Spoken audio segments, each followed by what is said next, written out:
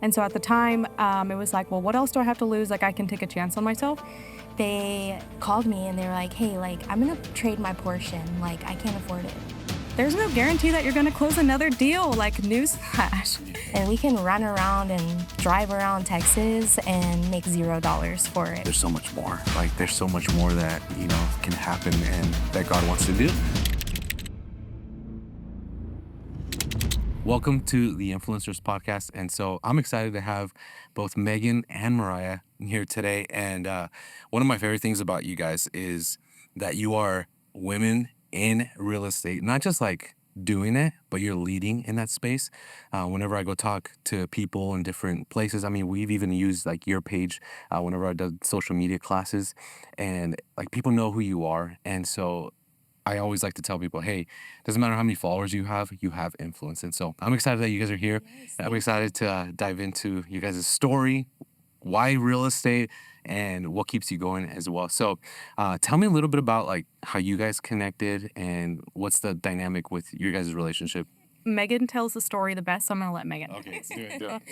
Okay, so one day I was, hosting open houses every weekend, and the market was no bueno. Yeah. And one fine Saturday, the sky fell out and it was raining, and no one was coming. And then here came Miss Mariah knocking at the door with a goodie bag.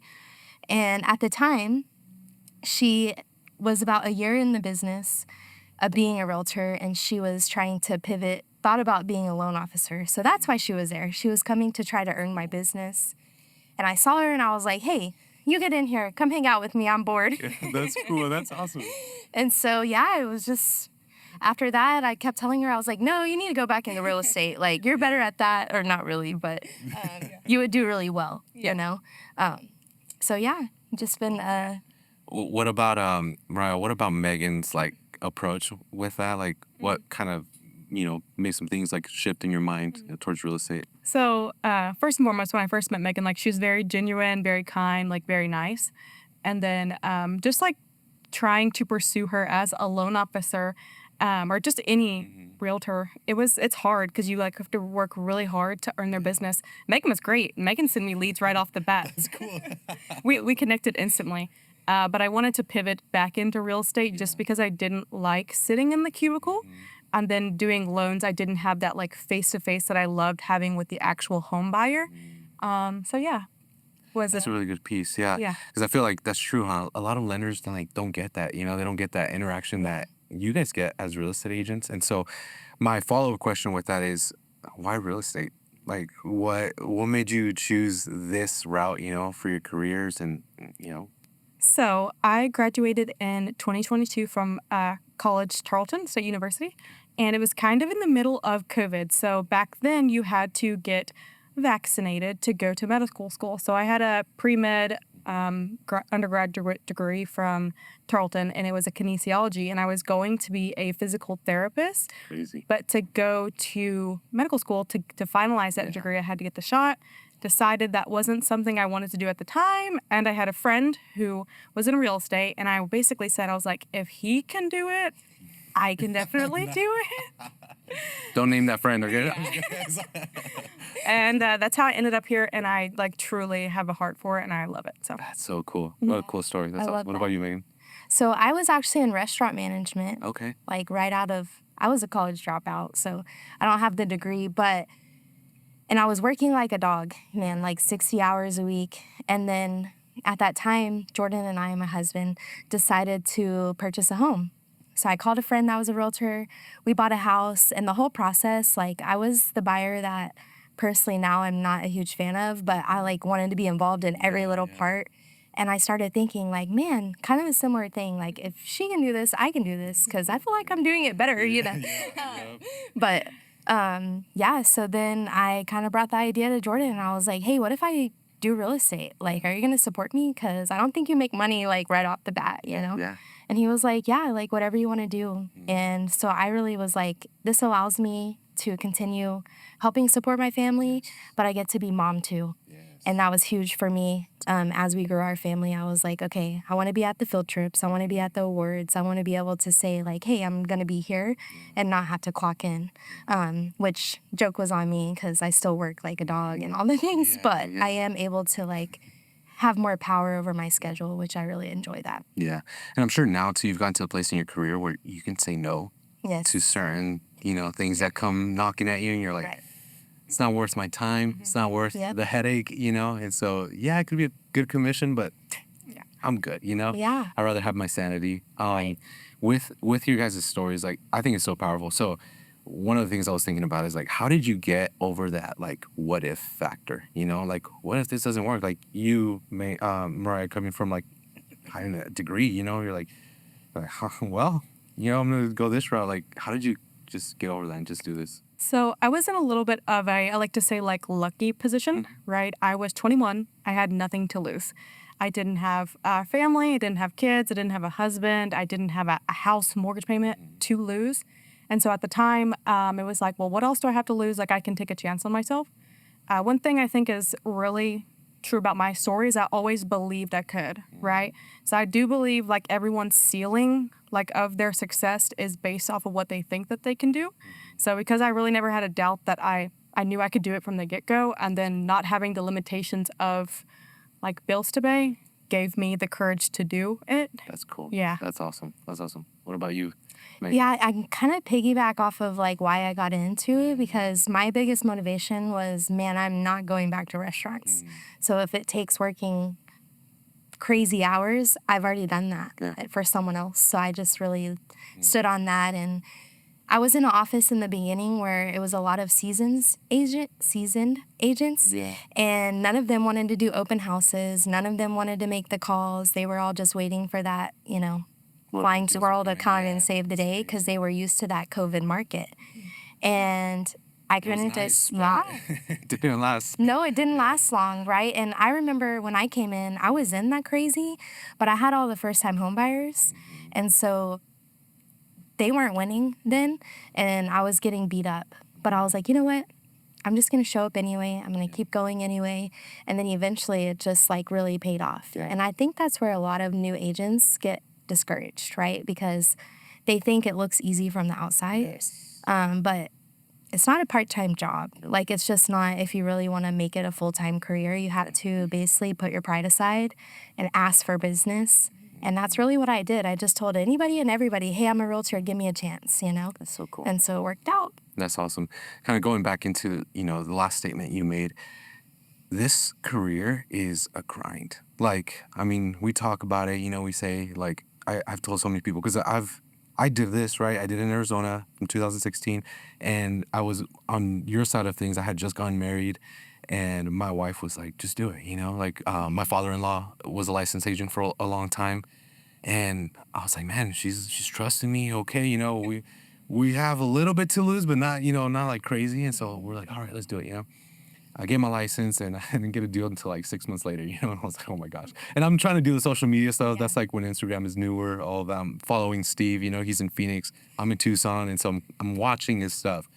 And I'm realizing this is a grind. Like, I go back, I think I showed the team, like, it was almost 10 years ago now. I showed him my first couple of YouTube videos. And they were so cringy. Like, it was so cringy. I was like, oh my gosh, I sound like a totally different person, But I think about it, and I'm like, man, a lot of people have this like misconception about what real estate really is. And they see all the people, flaunting the cars, the lifestyle. And I get it from a marketing perspective, but from like the reality of what this business like actually carries, the weight of it, it's so far off, and sometimes like these people are showing that lifestyle is because their husbands make a lot of money, or their wives make a lot of money, and it's like, and then they get to live in it and show off that side of it. But with that, since it is such a grind, like, what keeps you guys going, motivated? Like, how do you keep doing this every day? Because if I try to do this every day, I'm like, I'm good, like, let me stick to the media stuff. So what keeps you guys going? Can I piggyback really quick? Because what you said just reminded me of actually a comment that was made about you and I yesterday to me directly. They called me and they were like, hey, like, I'm going to trade my portion. Like, I can't afford it. anymore. Like, I don't know why I thought all the successful realtors have to drive a luxury car. And I said, well, I mean, honestly, you can't go broke trying to keep up. Like, if you can't afford your mortgage, why are you buying that kind of car? And he said, you know, I noticed the other day that you and Mariah both drive like normal average cars. And I know you both could afford a Porsche and you didn't do it. And he asked why. And I said, because even though I have an average car, the payment is still more than I would feel comfortable going above, you know? So I thought that was cool. I didn't get to tell you that yet, but they kind of pinpointed that. Yeah. So that was cool. That is so true. In a career where our next paycheck is not guaranteed, I see so many realtors living significantly over their means, buying these very luxury type houses, luxury cars, and living like that in that career puts so much stress on you financially because you have to perform at such a high standard. And I feel like that income pressure alone can really burn agents out, as kind of like that agent has felt a lot of stress to like turn his car in. And so that's living wild. under. I think it's like, it's coming out, right? There's only so long you can like fake things, right? Until you start seeing, like, you start peeling the layers back and you're like, oh, you're actually broke, you know, like you don't have anything. I think about it the same way in businesses, you know, like they talk about like, yeah, you know, we have millions in revenue. I'm like, but you also have millions in debt. Like you're not very lean. Like you spend a lot, you know, and you're not very profitable. And so like, it's crazy to think of all these things. But then they show off like everything's great, you know? And so to me, that's been like one of the most convicting things is like, I don't want to play something I'm not, right? Because what's the point? Because eventually it's going to come to light, you know? Right. Like, you know, like you were saying, some ages. And I actually did notice that too, Mariah. I mean, both of your cars are nice. I mean, but, you know, it's not like they're super accurate. I got a super good deal though. Frank Kent Cadillac in Fort Worth. They gave me that car for $27,000. Like it was almost brand new. Yeah. That's crazy. You've been like, I'm sure you've been racking up miles. Oh yeah, 95,000 miles in 2 years. That's crazy. That's awesome. You want to talk about how many cars you've totaled? Just three. Just three. My insurance is through the roof, so I cannot afford it. We're under the bus on that one. That's crazy. Okay. That's funny. So, okay, going back to like you were talking about, you mentioned burnout, you know, so like this is literally, you can correct me if I'm wrong, what is it, 87% of realtors, right? Yeah. Quit within the first 5 years? Yes. Yeah. And it's 2 like years. First 2 2 years, so it's like even worse. So obviously like this is one of the like highest burnout industries, right? What does your guys' support system look like? Like, you know, like people around you, you know, personally, even like spiritually, what do you feel like keeps you going in this industry? So thankfully I have like an amazing boyfriend, and he will tell me to slow down. He was like, he will be all the time like, hey, you're doing enough. You've worked for the past 14 days straight. Why don't you take a day off? Yeah. And so sometimes as business owners, we need that reality check, that someone who cares about us enough that tells you to slow down. And so I think that every business owner needs that person that can step in and just tell them to slow down. And I'm going to be honest, I've burnt out probably 3 times at this point, right? Yeah. And so right now I'm actually going through kind of a, like, I don't know, a little bit of a burnout, but and I'm just like, it's vacation time. Yeah, just taking a few days off here and there. Yeah. Taking time off, I feel like is the biggest thing to help me burn out. Yeah, for sure. No, I love that so much, and that is important. I would say, like, man, in the last 2 years, like, my circle has changed so much, and I've learned, like, how important the people around you are and what they're preaching over you, what they're speaking life over you, how I can call Mariah and be like, bro, why are we doing this, you know? And we can just piggyback off of that. Or even something I had to learn in January. I went through an appointment where someone spoke a prophetic word over me. And I was kind of went into the appointment thinking like, oh man, like what powerful thing like am I going to get today, you know? And I got convicted in the appointment because that person who prayed over the appointment, she said, well, I did a lot of praying and I was hoping to bring you a really powerful word. But all I have for you today is God wants you to say no to some things. And I was like, man, like I needed that. I came expecting like, oh, you know, you're going to do great things, blah, blah, blah. But it was kind of a reality check like, hey, like I can't be a yes man anymore. I have to take control over my time. Yeah. I have to prioritize my time. And I can't say yes just to go to everything and be around everybody. So that was really powerful. And my spiritual growth this year was like, okay, it's okay to say no. And kind of going back to one of our first questions, like not all money is good money. Yes. And we can run around and drive around Texas and make $0 for it. So really trying to nail down and focus on like, okay, who are the motivated sellers? Who are the motivated buyers? I want to help everyone, but it's just not humanly possible. So that's been really cool. And like just my aspect of my business, I feel like that's why I don't necessarily get to burnout, because I'm like, okay, I'm not going to say yes to that. Maybe I can delegate that to someone that maybe has a little bit more time. Yeah, that's really good. I love that. You know, even talking about like the time off, it's so counterintuitive, right? Because it's like even the last couple of years has been like that rise and grind kind of season, right? It's just been like you just 7 days a week, you're going 12 hours a day. And I get sometimes that there's like building seasons, right? And you're like, you know, even when we launched this company, like there's a lot of systems that had to go in place. There's a lot of websites to build. There's a lot of, you know, a lot of things that we do. We do a lot of real estate media. We do other things production wise. And so it was a lot at the beginning. But then I was realizing I was feeling convicted too, as you were sharing, is like, I was like, man, there were days where it was creeping into like the 7 days a week, you know? And I was like, I can't do that. You know, there's this, I mean, at least for me and my household, right? We have this value of taking one day off. And what was even crazier with that is when my wife was like, no, you also need a family day. I'm like, oh, so I need 2 days off. I was like, oh, dang, you know, this is tough. But it was really great because it was like the people around us, right? Is like, you know, you said your boyfriend was like telling you to slow down. Like, I feel like that with my wife. She was like, no, Danny, you're going to build this business and not build your family. And I was like, you're right. You know, like as much as that hurts and stings to hear, it's true. And it's like wild to think, like, as you were talking, I was like, man, it's so cool. Like what God has done through the 5 days of work in this company, you know, that's only a little bit over 2 years old. And it's like, it's been one of the fastest growing companies here in DFW. And like to even look around and see a team of people here, like it's beyond like what anything I ever thought would happen, you know? I thought it was just going to be me and a Malachi, you know, running around like, you know, like Steve has his Nate, you know, and it's like, you're just my content guy, you know, but then it just evolved. And I feel like God had greater plans than even I did, you know? But I wanted to kind of like steer a little bit here. And I want to ask you, what is the wildest thing that has happened in your real estate career? Like, I think wild, you know, like, you know, I mean, probably not no creeps, you know, like don't talk about any creepers, you know, I'm sure that's happened, but like, what has been like a crazy thing where like, you're like, I can't believe, whether it's a good thing that happened, you know, maybe a deal you didn't think was going to close, or like something that really bad. Maybe don't mention any names. Yeah, man, should I talk about it? Yeah, I'll do it. Okay, so not gonna use names, but so when I was mentioning the team I was on, they were a very high producing team, a lot of really, really amazing agents.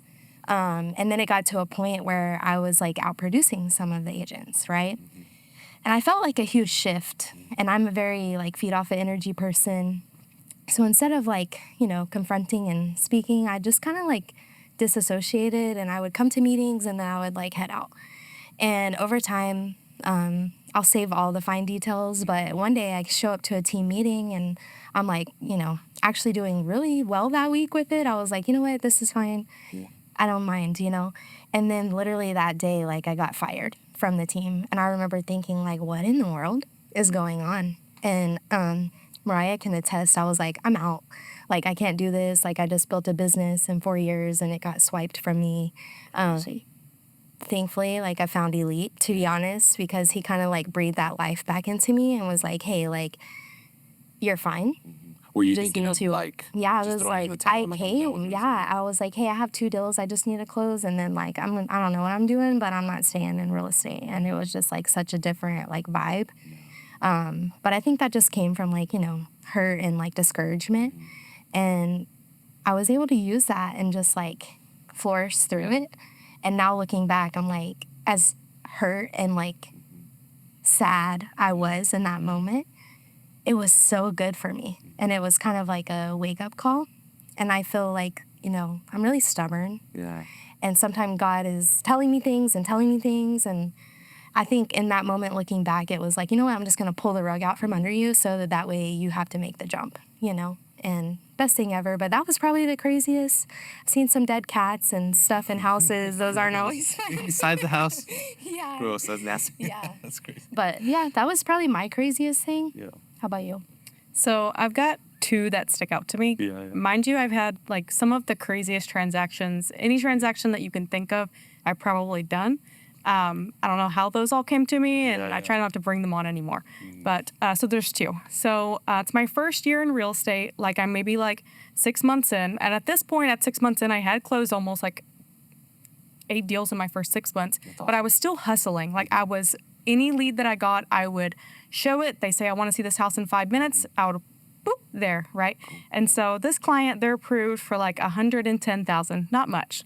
They send me this home that is listed for $65,000 in Cleburne. It is a fixer-upper, probably won't even qualify for a loan. Didn't know that at that point. Yeah. But I go out to this house in Cleburne. It's like condemned. They've got like trash bags on the windows. It's crazy looking. And mind you, the paycheck on this $65,000 deal is probably like $800, right? And I go to show this house, and I walk in, and the smell hits me. It's awful. Like, I can't breathe. The smell is awful. We go inside the house, maybe take like 5 feet, and there is human feces pile in the corner, like piled up, probably like 2 feet tall worth of human feces and like wipies and stuff. Someone had been squatting there and just Literally squatting. squatting and making a massive human feces pile. And along in there, we saw like mini cats and rats. It was just disgusting. Anyways, I told the client, I was like, yeah, I'm not going to walk any further. If you want to continue to look at this property, go ahead. I'm going to stand on the front porch. So that was really early in my career. Did they go in? They went in for like a couple minutes, but then we were like, yeah, this isn't even financeable. Why are we? Yeah. Again, 21-year-old Realtor Mariah didn't know about that. Anyways. And then one more recently, I had someone call me. They're like, hey, Mariah, we want to list our home. We want to get it on the market like tomorrow. What can we do to get our house on the market tomorrow? I'm like, whoa. What's the address? Let me pull comps. What do you want to list it for? What did you buy it for? What's your loan amount? And they're like, we want to list it for $379, $900. Like, we need to list it for that. When can we get pictures? When can we get it on the market? And I'm like, oh, like I can actually meet you today. So I've got some availability. I was like, I'll see you in 2 hours. I'll meet you at the property. Get, all my comps get together in 2 hours. I drive to the property, knock on the door. There's dogs barking. And this woman comes up to the door, and I'm like, hey, I'm here for the listing appointment. Your husband called me and let me know that y'all want to sell your house. And she's like, she has this little peephole thing, and it like opens, and she can see me through the door, but the door's shut. And she's like, me and my husband are going through a divorce, and he is currently on drugs, and we have a restraining order. I'm not selling this house. She's like, we have no desire to sell this property. And I'm standing here with my laptop and everything, and I was like, oh, well, he told me you wanted to list it. I was like, I'm so sorry. Anyways, that became a very prophetic moment. We sat there through the door. She never opened the door, but we did like pray over her and her life and her marriage, and just so that she sees healing through that, and that he can get better, and prayed for him. But in that moment, I was not expecting that. Yeah. But it became a very powerful moment then and there. I knew God had led me to that door, not to get a listing, but to pray for her. That's cool. Yeah. That's awesome, Mariah. That's awesome. Like, taking the opportunity for those moments, right? Like, it's like, it's so easy just to like go. And then we can miss those little moments. Like, maybe we'll never, like, you probably didn't transact with her, ever, which is like fine. But I mean, I would argue you did transact like in her life, right? So who knows where she's at now, and we don't know if any prayers have been answered. And she had also said that she had about like 8 different realtors that week show up at her door. Oh my God. So he had been calling a bunch of realtors and setting appointments, and then they all had shown up at her door. So I wasn't the first, but yeah, I was meant to be there. That's crazy. Yeah. But most people would have like been like, okay, bye. Bye. No, but I sat out there for like 45 minutes. Wow. So yeah. Oh, well, that's cool, Mariah. That's cool. I mean, that's awesome. That's so cool. That's crazy. I mean, the feces one, that's wild. That's wild.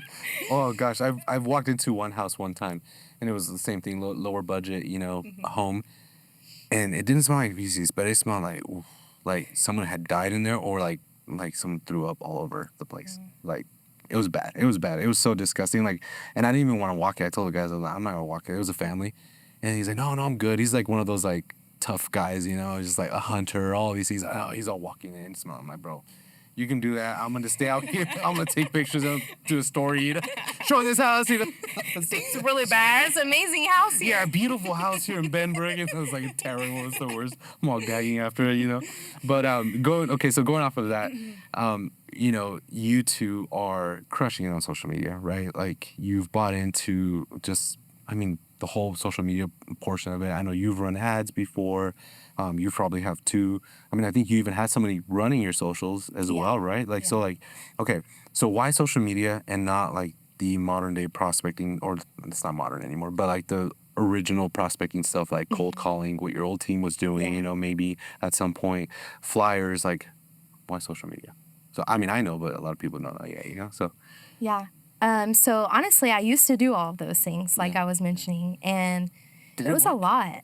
It did. Yeah, okay. I feel like, every squirrel finds a nut, right? So like it will work. And I feel like real estate is all about the more people that know your realtor, the more business you'll have, right? But to be honest, like when I started posting videos, which honestly took a lot from me, because I was like, excuse me, like, no, I'm not getting on there and talking. Like, no, I don't want to do that. I'd rather just post closing day and open house day, little flyers. And eventually I was like, you know what? Okay, I'll try it. And after that, I'll be honest, like, I don't think I've hosted an open house since. Really? And like, I built my business off of open houses. So cool. But what I learned is it's basically working in my sleep. Yeah. Like, post a video, show your face, your brand, your story, your real life. People want that authenticity of people. And where I used to call like hundreds of people, now hundreds don't call me, but people that are actually serious buyers that have already chose me because of me want to work with me. And I've seen such a difference in my business with dealing with people through transactions because we're aligned. And they already trusted me from the get-go, rather than when I was door knocking or hosting open houses. I would basically have to beg people like, hey, I know I'm young and I'm new, but like, I want the best for you, So I would say that's been the biggest shift I've seen is social media is powerful.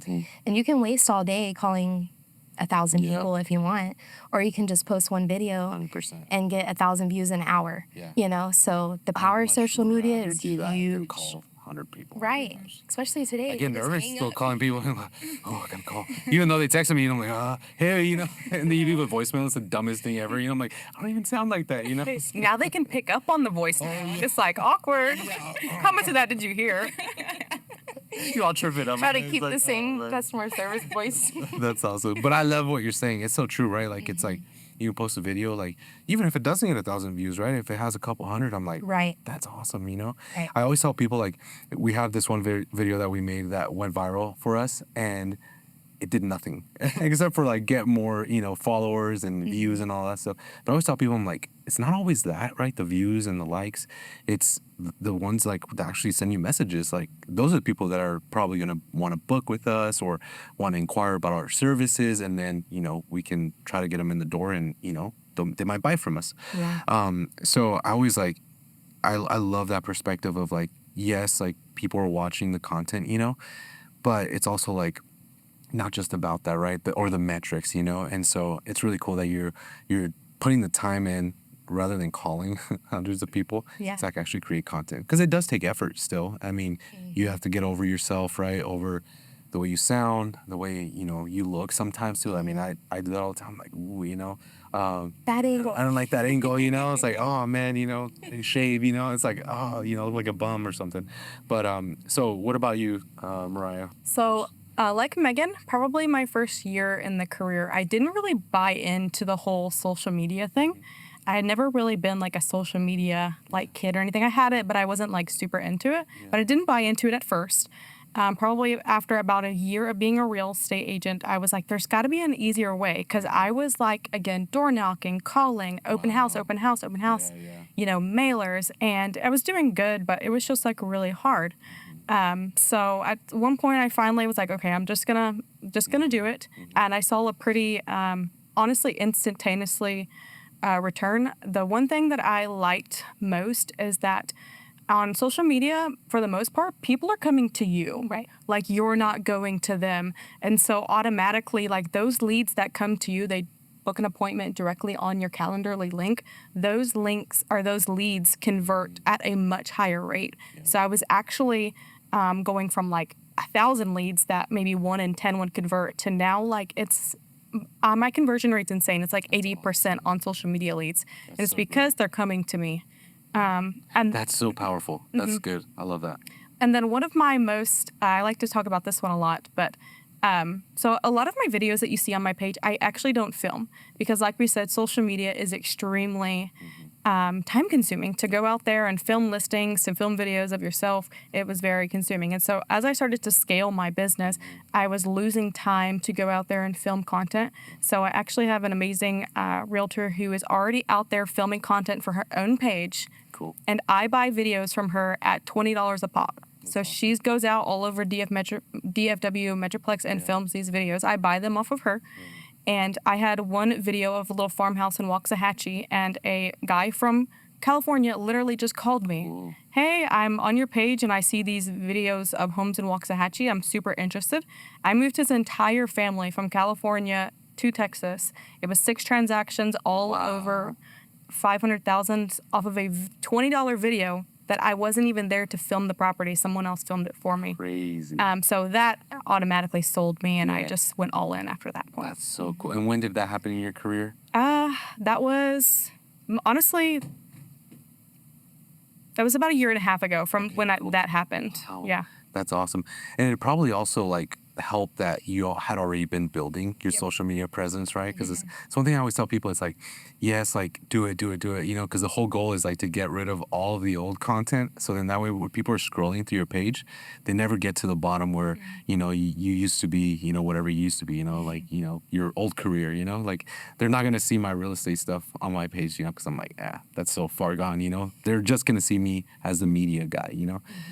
So that's really cool. I love that. How do you like draw the line, you know, between like what's private and what's like what you will post, you know, and, you know, what you won't? Like, I don't know that I do. Yeah. I don't have anything.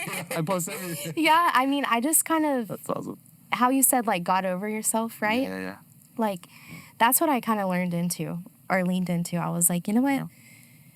They want it, I'm just going to show it, you know? And of course, there's a line that has to be drawn at certain times in life, and like with certain things. But I thoroughly believe, like, and not perception is everything in a way of like, let's mislead, but like, you get to control what you're posting.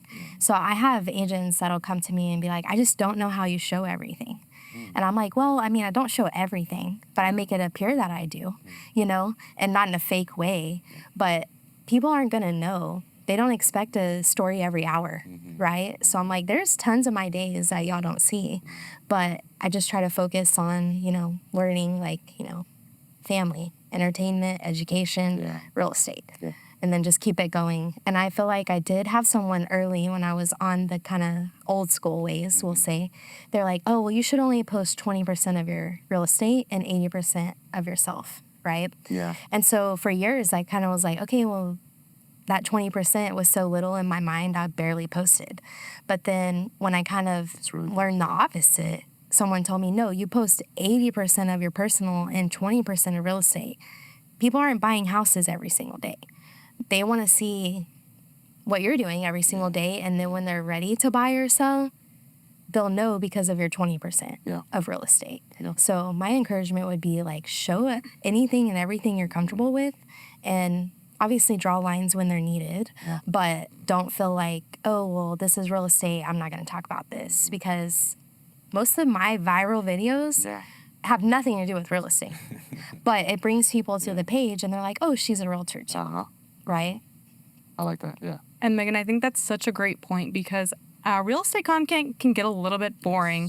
So if you have a follower who's been following you for 2 years and all they see is like real estate, it can get a little bit boring. I think that's something I can definitely do a little bit better on, is like showing like more about like my personal life and who I am. I do in my stories, but not so much like on my main grid. So if I had someone follow me today and like scroll through my grid, they wouldn't see like much about who I am. I feel like the one firm boundary I do have with posting is probably politics.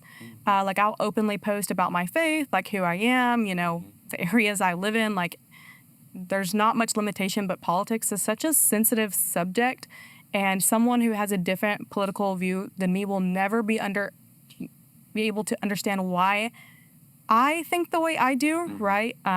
It used to not be like that, but that's like the political market or situation that we're in. So She's like, I'll share everything. Yeah. She's like, go Trump. No. yeah. So, You said it, Danny.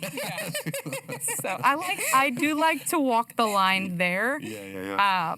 Because people don't need to know about that, right? But they can know that I'm like, I go to church and I'm my main core values, but I'm not going to lose customers over my political beliefs. And now they might be strong, but you don't need to know them. Yeah. You know what's funny with that is one time I say one time, I mean, it was when the last election season, right? I posted a sign of me holding the Trump sign. It was a picture of me holding it.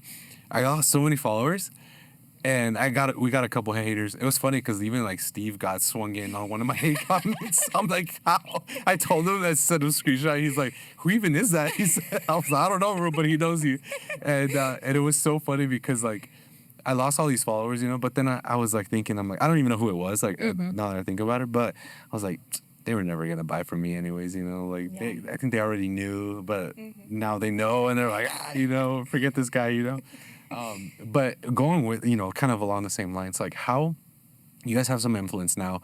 I'm sure you got in some like comments and you're like, dude, you're an idiot, like, you don't know what you're talking about, and so how do you handle like criticism or this like pushback, on your comments and stuff on your stories? Like, how do you deal with that?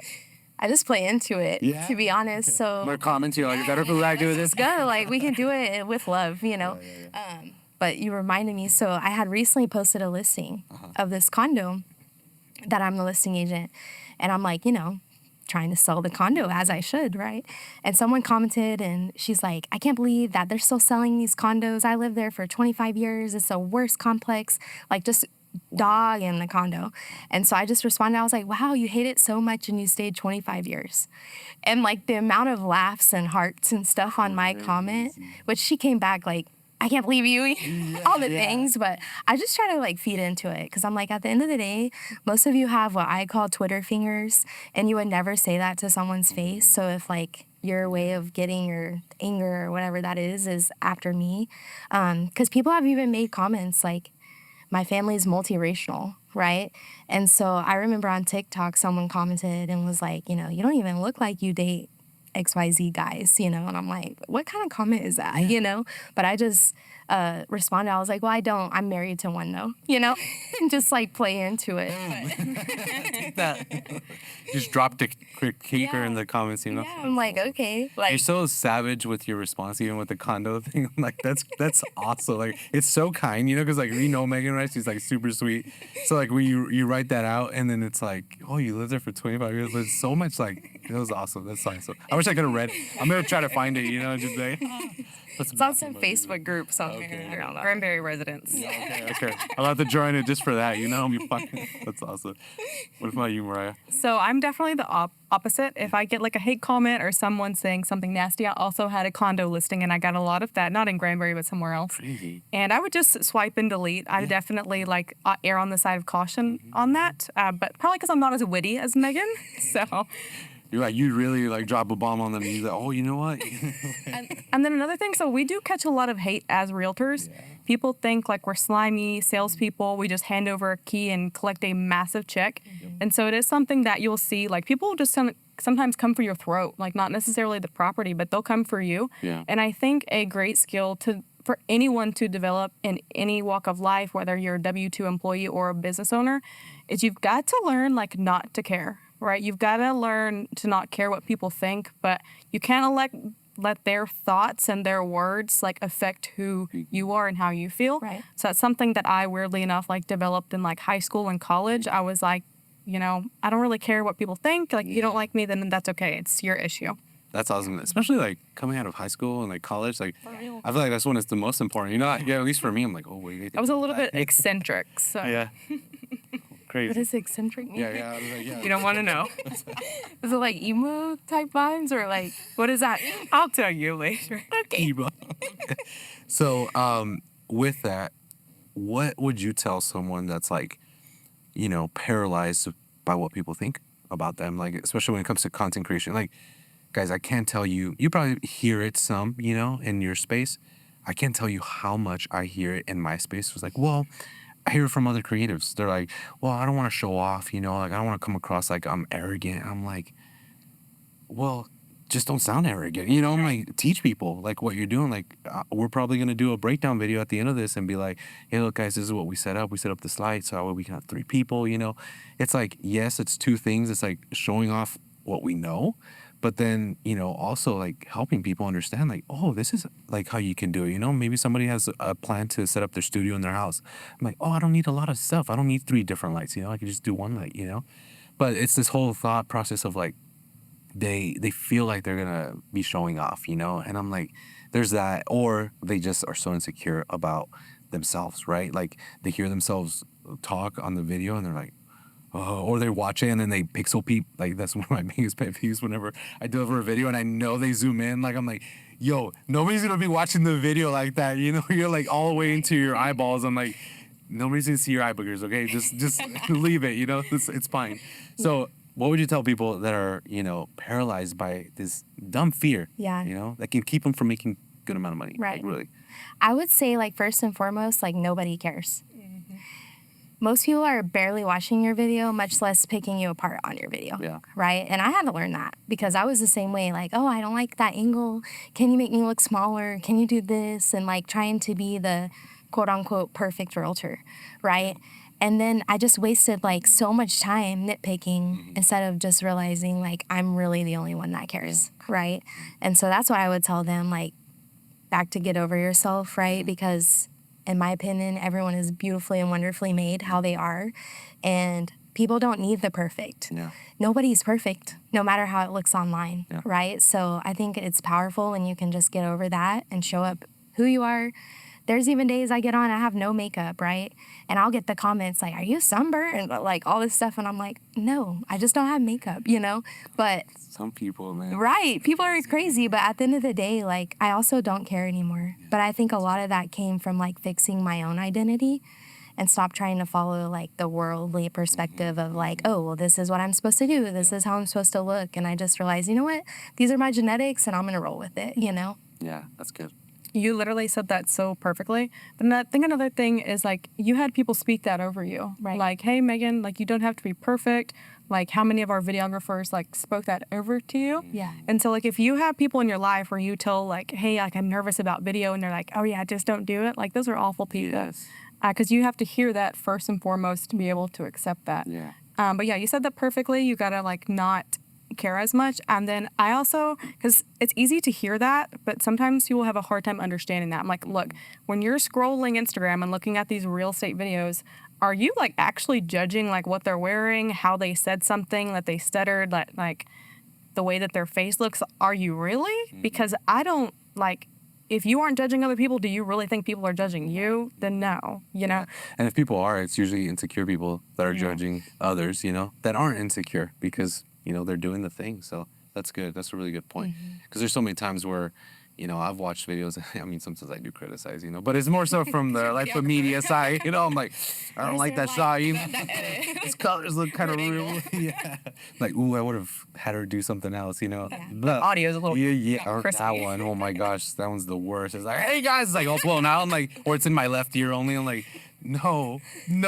And they're talking about audio. Oh gosh, don't even get me started. It's like the worst, It's like, your audio sucks. I'm like, no, your audio sucks. But as far as like, okay, so like, was there any like point in your career, doing social media where you almost threw in the towel? Like you were like, I'm done with this. Like, I'm not gonna do this anymore. And like, what switched in your mind to like push through that? You have any there? So yeah, I think my first year, like, I wasn't posting videos. I was posting like infographics and like, those free like templates on Canva. And it was my first year in real estate, but I wasn't doing video. And I'm like, what's the point of this? And that's why I say I didn't even do social media my first year, because when I did do it, I would get like 3 likes. Right. And I'm like, oh, this infographic got 3 likes. Great. Like, I'm totally going to get a buyer from this. But I threw in the towel, but that was because I wasn't doing video. Right. Once you start doing video and consistent video, you will see return. So, yeah. And you get better at it, right? Like, you realize, oh, actually, I'm not that bad at this, like, and you get more creative, and then it becomes more fun, right? It goes from like 10 takes, and then it's like where you do 1 take every time. Yeah, that's awesome. Totally. Yeah. No, for sure. I would agree. I mean, I scroll to the bottom of Instagram sometimes and I see videos. I'm like, delete, because I used to think I needed like all the filters and all the things. And I thought it looked so good. And then I go and I'm like, I look like a clown. What was I doing? But I wouldn't say once I started video, I wanted to throw in the towel, just because like what she said, like it's just been so life-changing doing video. But there definitely were parts of my career that I was ready to throw the towel in. Yeah. But I think it really just stemmed from the environment, and why I like just thoroughly believe like your environment matters. Who's above you matters. The people around you matter, right? And if people are like, oh, girl, you should delete that video. You did this or you did this. Because I've had lenders call me and say, hey, like you said this. It's kind of like a gray area. And I'm like, yeah, well, only you as a lender would know that. Yeah. And thank you for teaching me, basically. But I'm not deleting my video. You go keep being scared, because most lenders are scared to create content, and I'm right. like, well, you go keep doing that, Yeah. It's like, how long have you been doing real estate? 6 years. 3 years. 3 years. That's crazy. 3 years. If you could go back, 3 years, not knowing what you know now, what would you tell yourself? What would I tell myself? What word of encouragement? What, how would you prep yourself? That like I'm enough and that I've got a good head on my shoulders. That's one thing that I've learned, is like the knowledge that I have in my brain is like insane. And so when I was young, I would constantly try to prove myself to my clients that, hey, I do know what I'm talking about. I'm 21, I haven't bought a house, but like I have the knowledge. And so I used to like try to overly compensate that, but just knowing that I'm enough, and then I had the knowledge in my brain to be successful, even at 21. Awesome. How old are you now? I'm 25.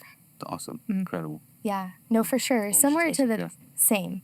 Because when I came in, a lot of the successful people I knew, being from a small town and not being heavy on social media, it was like a lot of older people, right? And they're like, I've been in this business 25 years, And then it was like bulldog season, because I had the buyers, they had the listings, I had 35 offers. And I remember thinking like, man, I don't know if I'm ever going to be able to do that, But I would say like, you can be young you can be young and successful in this business.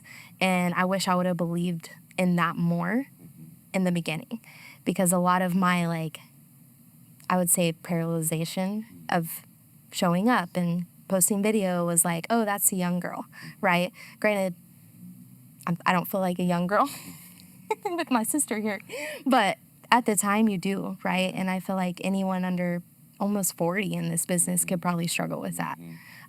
But then even realtors that join and they're 50, they're still struggling with it too. They're like, oh, well, all the young realtors, right? So everybody has a struggle. I think just show up every day, no matter your struggle, and keep trying and don't give up. Yeah, that's really good. I love that. It goes back to what you said earlier, Mariah, right? It's when you have the right mindset, knowing I can achieve that, and you set that ceiling, right? You will get there, right? And it's and sometimes it does happen where thank God, by the grace of God, he pushes past that ceiling. You're like, that was really low, good job, but I got you. And so, at least that's what I felt for me, in this business. But now I see things, and I'm and surrounding myself with the right people, right? It's dang, there's so much more. There's so much more that, can happen and that God wants to do. Not just for me, but I'm for everyone else, involved in this, our clients, the people that are part of this team, what would it look like for the team to be twice this size? Yeah. That's awesome, having an opportunity to create jobs for others, that's crazy, that's so cool. That's the best thing, knowing their families, Right. That's awesome, One thing I did want to ask you guys as we kind of close this out. what would you tell someone that's like thinking about doing real estate? The market sucks right now. But aside from that, I feel like I've always told people this. I'm like, if you get in when it's tough Right. and you go through it and you get through it and you find success, you will make it. No matter what markets do, you will crush it. I think about the people that were licensed during, the '08 crash, right? And that was like back in the day, right? But those people that made it through, like, they don't have to do anything. They don't have to do social media. Their book of business is like set, right? Right. And it's because they persevered, right, through the hard time. So what would you tell someone that's like thinking about Joining real estate. joining real estate? Because in 2021 or 2020, perfect time. That's when we had a ton of agents, right, get their licenses and stuff, and then now they're all either quit or they don't have any business. So what would you tell them? I would basically ask, like, okay, you want to do real estate. Do you want to build a business? Because I feel like a lot of people think that real estate is just somewhere you show up and open doors, right? They don't realize that you're now the CEO of your business. And if you don't walk in with that mindset, Yeah. you probably will be one of the statistics. And that's just the raw truth, right? Because just showing up may not always get you the business. But building a business, that's where you'll find success. That's good. Love that. So a couple things. So if this happens a lot, they're like, oh, Mariah, I want to be a realtor. And I tell them these 3 or 4 things. First off, you better have a massive savings account. Like, I'm talking 50, 60, 70 grand of savings, because most realtors do not get a paycheck for the first 6 months. And so if you want to jump into real estate and be full-time, which I do think the most successful agents do jump into it full-time and give it everything, because you're going to have massive momentum. So I do encourage people to dive in, both feet in, go full-time. But you're going to need a big savings account, because there's no guarantee that you're getting a single paycheck. You could work and work and work and drive around and spend money on listing signs and lock boxes and ads and professional videography, and you might not get a paycheck for 6 months. And even when you do, it's going to all of the stuff that you already paid for. The next piece of advice, I always tell them, like, mindset, but like who you surround yourself with and having a mentor. When I first joined real estate, I did not have a mentor. I didn't have a broker that answered questions. I didn't have someone in the office who could help me write a contract. So I struggled through it. My first contract, I literally went on YouTube and was like, how to type a real estate contract. And I actually made a massive error in it when I executed. But I didn't have anybody to help me. Yeah. And maybe like last year I did 15 million. If I would have had a mentor my first year, maybe I'd already be clearing 25 million. So be at a brokerage that supports you, speaks life into you, speak life into yourself. Find a mentor, because that can really expedite your career, like Meaghan. Meaghan's a great mentor. Yes. Have a massive savings account, and then don't think that this career is something that you can be successful and work 40 hours a week. I truly think, like, when you get into your first year of real estate, if you want to be successful, there is no way to work 40 hours a week. You're going to be working 60 hours a week. You're going to be working Saturdays, Sundays. You're going to miss your mom's birthday. You're going to like work all the time your first year in order to build that momentum. Or, I mean, if you just want to close 10 deals a year, you can probably get there as well. But if you want to develop a level of me and Meaghan's business and like what we've grown, it's going to come with sacrifice. It's going to come with setting yourself up financially and living below your means, because once you get your first $20,000 paycheck, guess what? You go out and blow it on a white Mercedes Benz. Yeah. There's no guarantee that you're going to close another deal, like newsflash. For real. Anyways, so Yes. there's a lot that encompasses to be a great agent, but I do think it starts with like proper mentorship, Yeah. because you need someone like me or Meaghan who can tell you that, Yeah. So that would be my recommendation to someone who's getting into real estate. That's awesome. Mariah, you've been in this for 3 years. What does success look like for you in the next 3 years? Success looks like for me very different. I don't think I want to continue to be like this hustle, like boss babe girl. I think I am at the point in my life where I'm trying to win back a little bit of my life. I've been telling like people in the office that I'm kind of tired of all of this hustle. So I think for me, what success would be to increase my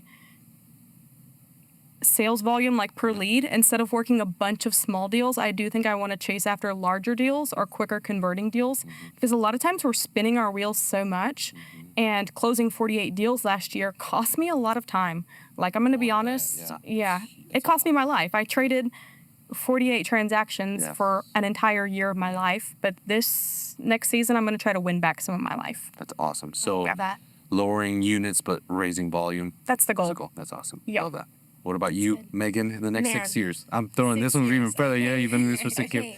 So 6 more years, what does success look like for you? Man, so to be honest, like in January when I was doing my goal setting with all my mentees, it kind of like was a reality check for me as well, because I was like, man, I'm over here preaching, helping them, coaching them into what are their goals. Yeah. And then I remember after the 5th appointment thinking, man, like I haven't even pinpointed my goals, you know? And so when I really sat down and looked at it, like I stopped kind of going after the monetary goals. And like what I see in the next 6 years is owning more real estate and setting my kids up for generational wealth. Like that's my goal. And I'm not sure exactly how that all comes together.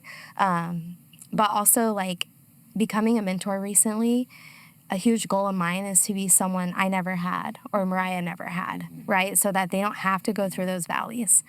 There's always going to be valleys, but not alone. Yes. Like that's my goal. Yeah. And so I remember actually telling Steve whenever we were putting everything together, I was like, yeah, like if I can just help one person, like it'll be so cool. But just in the last few months, like one has multiplied, right? So that's kind of my motivation is just like, I want to see other people around me succeed. Yeah. And I'm really comfortable where I'm at. I have 3 kids. I can't probably close 48 transactions alone without sacrificing being around my children, being with my husband, being able to take Sabbaths and stuff like that. So I let that go because 2025, a huge goal of mine was monetary. Like, oh, I have to become this top producer and I have to sell this much real estate and I have to do this many transactions, right? But I did it and I still didn't have the fulfillment, you know? And I was like, wow, that was great. I reached my goal, but like, woohoo, you know? And so this year I like really leaned into like, okay, like I just want to be happy, be at peace with my life and like watch how it unfolds from there. That's really cool. I love that. Okay, last question for you guys. What's a book that you're reading right now, if you're reading one, that you would recommend? Or what's like a book that you would actually just recommend someone read that's like, hey, you know, would probably help them in business, you know, just entrepreneurship, leadership stuff? Like, what's a book you would recommend? I'm throwing a curveball on this one. Yeah. So, I mean, honestly, the Holy Bible. I mean, but I know that's not everyone's cup of tea, right? But I think there's so much wisdom in the Bible to just read and like gain, because again, everything starts with mindset. There was one book, The Atomic Habits Theory. Yes. So I've read that book. I read it a few years ago. But that one's great because your reality is just composed of a whole bunch of little decisions that you make. And so it's your job to steward to make the best yes in that decision. So if every day you have probably thousands of choices that you make every day, you can just make the right choice, getting up early, go to the gym, you know, getting to the listing appointment 10 minutes early so you don't like make a wrong turn, right? So saying your best yes. Atomic Habits, highly recommend, and of course the Holy Bible. I love that. Come on, let's go. I love that. Yeah, definitely Bible time too, every morning. And I like to tell people like, hey, you don't have to follow a plan. There's millions of plans, right? Just open your Bible, flip to the first page and pick a paragraph and start reading, right? This year I started doing the Proverbs every morning, right? And I think there's a ton of wisdom in Proverbs for sure. And even like in my parenting, I've learned and grown through Proverbs. So that would be my favorite book. And then I'm 3 days in on this book, but it's called CEO from Karen Schatzline. And she actually brought it to the women's conference. And man, I'm like, where was this book 6 years ago? Yeah, that's great. So yeah, I would recommend that. Cool. That's awesome. And then only for women? Or Well, yeah, it's so. You can, Danny. Might have Mo help you. But yeah, I mean, that one's more so for women. There's another one that's simply called Mindset. Yeah. I forgot the author, if I'm being honest, but it's like a white book with a purple line and green and orange dots on it. Cool. Yeah. And that one was really helpful when I was kind of in the valley. Yeah. But I would say, you know, Let Them. That's an amazing book. If you're struggling with like the people around you and how you're viewing yourself, that one changed my mindset a lot of like, let them say, let them do whatever, you still stay you. I love it. And then any self-help books, like whatever you're struggling with, there's tons of books. So just find one, dive in, and Real Estate for Dummies. No, Yeah. I was kidding. Danny, what about you? What are you reading? Yeah, what are you reading, Danny? Danny's around. Man, there's a couple. There's one I'm reading, a spiritual book. It's man, I forgot what it's called, but it's by John Bevere. It's his newest book, and I'll have to find the title of it. But it's like, it's great because he's talking about just your call, you know, your gifts, and you know what God is doing in your life. And then the other one that I really like that I keep going back to, I think I've been reading it like every year now for like the last 3 years. It's the something about irrefutable laws of communication by John Maxwell, and I think it's such a powerful book because like what's one thing that we do every day? It's communicate, right? It's like either you communicate, you know, with the people around you, the loved ones, clients, you know, sales calls, everything, like everything, even content is communication. And so I've realized how important it is. And there's things that I've needed to grow. And I watch a lot of my content back, right? Even these podcasts. And then sometimes I'll be like, man, I say like way too much. And I'm like, Danny, shut up. You know, just, can you just pause during that moment, you know, and not say anything? And so it's giving me feedback because I'm listening to this book and reading this book and realizing, oh, I have so much to grow still in communication. One of my favorite preachers is Pastor Landon, right? And he, like, if you listen to him, he rarely says or any filler words, right. because he's so intentional about it. And it's one of those things where it's like convicted me. I'm like, okay, I need to work on this, you know. And so, anyways, those are like, for me, those are the books that I've really, and the Bible, of course. I mean, when I do the Stairmaster at the gym, like I've just been putting my Bible, like, you know, just unapologetically, I'm like putting it on my phone. I wish I had an iPad, you know, so everybody can read it. It's like full screen. I'll just make my words really big, but yeah, I'll just read it. Like I'm walking on there and I'm reading Proverbs, and sometimes exactly what you said about, you know, not following a plan. Like I like to follow a plan because it keeps me going, right? Right. But there are times where I can't hit the plan because I'm like, I got stuck on this one verse. And I'm just like reading that one verse, and then I go into Bible Hub, and I'm like, what does this word mean? What is it? And I just get stuck in that one verse, you know? And I'm like, Right. oh, well, like I didn't read, you know, all these other chapters that I had planned, but this one verse really spoke to me. Right. And now it's in me, you know? And Yeah. so, anyways, That's so good. yeah. So wanted to thank you guys for taking the time out of your busy careers. I know you have 30 more houses to sell this year. So, so thank you guys. Seriously, I know you guys are crushing it. thank you I'm for excited having us. to see you like keep growing success. You buy more of your time back, and then you just continue to be successful in your home and in real estate. And so appreciate you guys. Seriously, Yeah. Thank you so much, Danny. awesome.